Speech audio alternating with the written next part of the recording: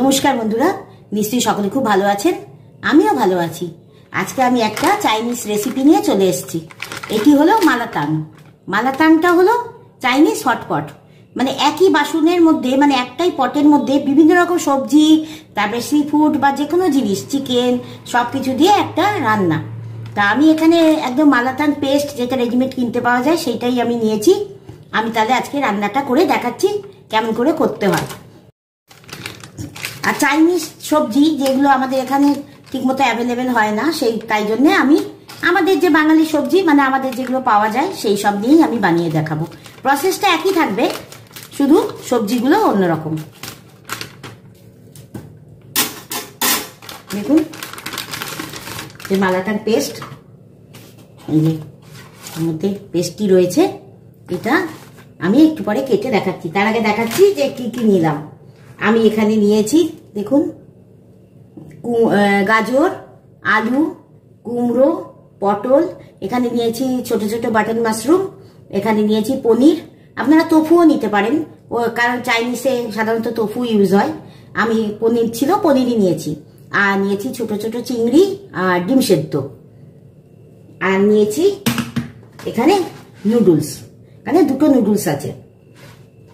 এখানে চিকেনও দেওয়া যায়, কিন্তু এটা আমি বাড়িতে ছিল না বলে আমি এখন এটা ইউজ করিনি।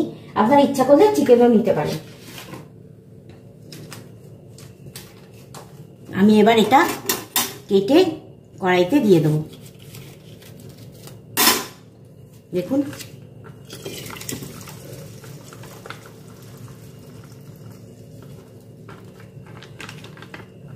মানে আমাদের যেমন পেঁয়াজ রসুন দিয়ে মশলা আমরা বানিয়ে রাখি, ঠিক সেরকম দেখতে।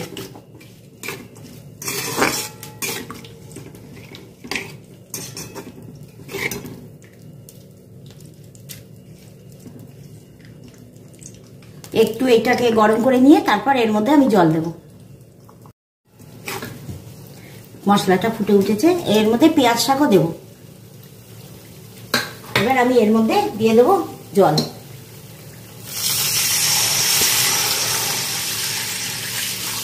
একটু বেশি করেই জল দেবো, কারণ এটা স্যুপ জাতীয় খাবার মতো হবে তো, আর অনেকগুলো সবজি আছে, সেগুলো এই স্যুপে সেদ্ধ হবে।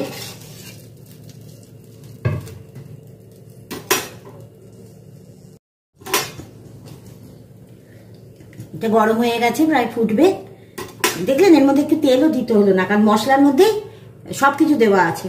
এবার আমি যেই সবজিগুলো হতে একটু দেরি হবে সেইগুলো দিয়ে দিচ্ছি, যেমন আলু,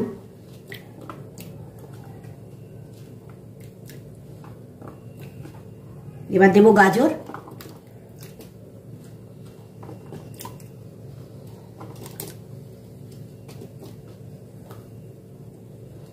দেবো কুমড়ো। আপনারা যদি চাইনিজ কোনো সবজি পান তাও দিতে পারেন, যেমন চাইনিজ ক্যাবেজ, এসব। এবার এটা ভালো করে ফুটিয়ে সেদ্ধ করে নেব। ঢেকে রাখার দরকার নেই, এমনি এটা ফুটে উঠবে। আর যেহেতু ছোট করে কাটা আছে, তাই বেশিক্ষণ সেদ্ধ হতেও মানে সময় লাগবে না। তাহলে একটু ফুটুক, এরপরে আমি এইগুলো অ্যাড করব, তখন দেখাচ্ছি। একবার দেখে নিই কতদূর সেদ্ধ হলো। আলু সবই সেদ্ধ হয়ে গেছে প্রায়। এবার আমি এর মধ্যে মিশাবো, এই যে পটলগুলো দিয়ে দেবো।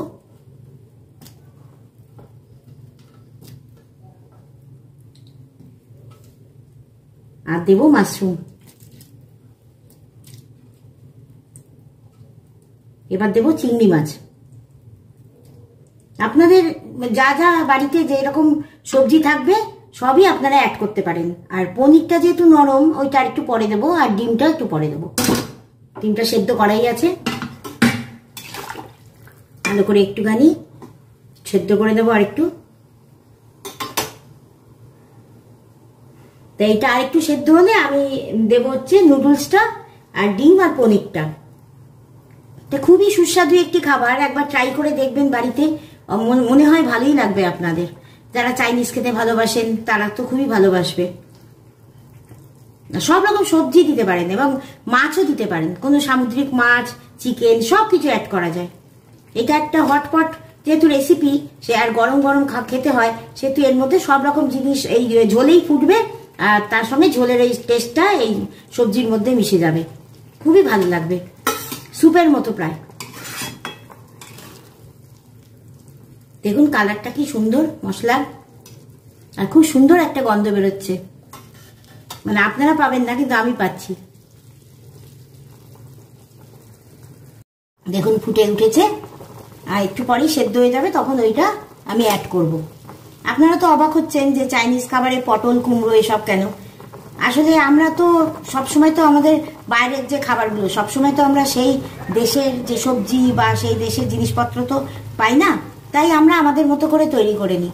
আর আমাদের স্বাদ যেটা আমরা নিজেদের টেস্ট বাড সেই অনুযায়ী কিন্তু আমরা বিদেশি রান্নাগুলোকেও সেইভাবে বানিয়ে নিই। আমরা যে চাইনিজ খাই সাধারণত চাইনিজ খাবারগুলো, সেগুলো কিন্তু অনেকটাই চাইনিজ, মানে যে আসল যে চাইনিজ রান্না তার থেকে অনেকটাই আলাদা। আমরা আমাদের স্বাদ অনুযায়ী সেটা বিভিন্ন মশলা অ্যাড করে কম বেশি করে সেটা আমাদের মতো বানিয়ে নিই। সেরকম কোনো খাবার খেতে হলে সেটা সবজিটা ধরুন নিজের মতো দিলেন বা নিজের আইডিয়া অনুযায়ী একটু এদিক ওদিক করে নিলেন, তাহলে খাওয়াও হলো আবার ভালোও লাগলো। তাই জন্যই আমি যেগুলো আমাদের বাড়িতে ছিল তাই দিয়েই আমি রান্নাটা করছি। এবার আমি এর মধ্যে মিশিয়ে দেব নুডলসটা।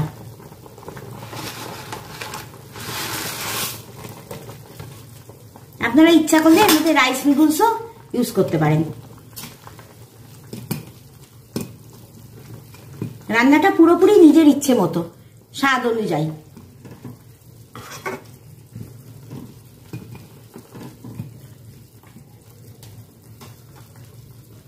এবার আমি দিয়ে দেবো এর মধ্যে পনিরটা আর এই ডিম দুটো।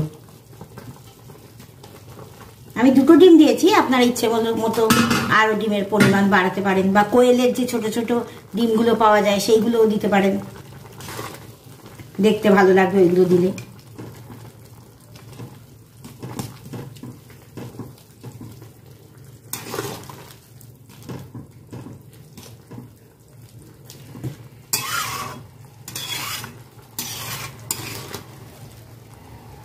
নুডলস তো খুব তাড়াতাড়ি সেদ্ধ হয়ে যায়, সুতরাং সময় লাগবে না।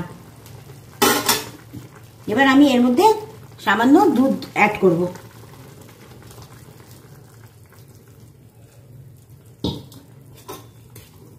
এতে নুন দেওয়ারও কোনো প্রয়োজন হয় না, কিন্তু সবজির পরিমাণ বেশি হওয়াতে বা জলের পরিমাণ বেশি হওয়াতে হয়তো একটু দিতে হতে পারে।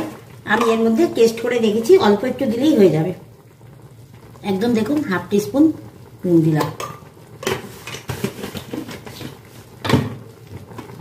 ভালো করে মিশিয়ে নেব। দেখুন নুডলসটা সেদ্ধ হয়ে গেছে। আমি এর মধ্যে এবার পেঁয়াজ শাকটা মিশিয়ে দিচ্ছি।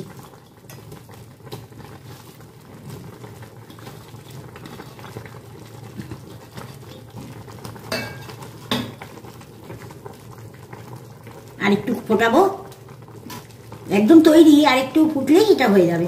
তাহলে নামিয়ে দেখাচ্ছি। চাইনিজ শর্টপট মালাতাল একদম রেডি। দেখুন কি সুন্দর দেখতে হয়েছে।